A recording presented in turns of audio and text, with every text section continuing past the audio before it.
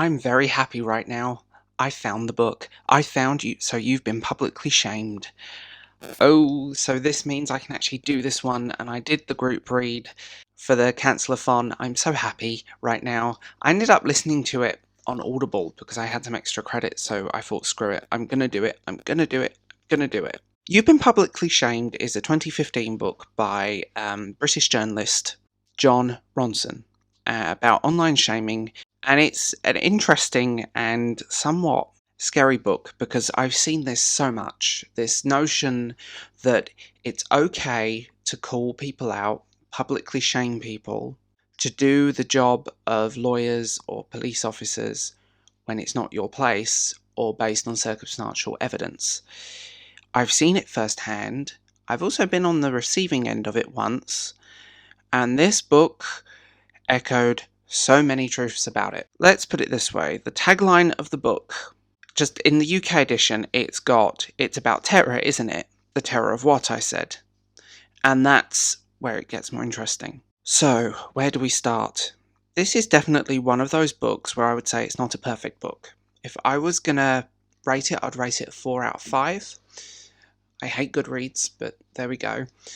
But this book deals with that phenomenon and the discussion around it, and the fact that many people think they are correct in their actions and assumptions. And this book goes to show that this has gone on for years. It's just now with the social media, with the internet in general, it's so easy to do. This book digs into the phenomenon. It digs into it and it takes it apart. And unlike, say, Troll Hunting by Ginger Gorman, which was an absolutely vile book, it's not a one-sided discussion. This does not present his opinions as fact. It presents them as his opinions. It presents them as something interesting. And you realise that, and I've witnessed it, I think a lot of people have, people utilise a powerful tool to go after people.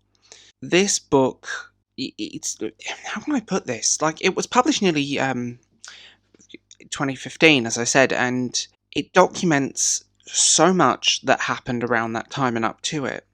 Just before the Twitter era, it goes into the history of it. It deals with people's public downfalls. It deals with public shaming. Often in this book describes as terms of physical violence. You know, tweeters are a pitchfork mob, and they can be.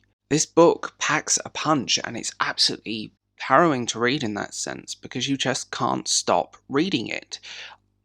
I had the audiobook on play and I thought, you know what, I'm going to do it in chunks, and I listened to it in a day because I just couldn't stop. It just was fascinating.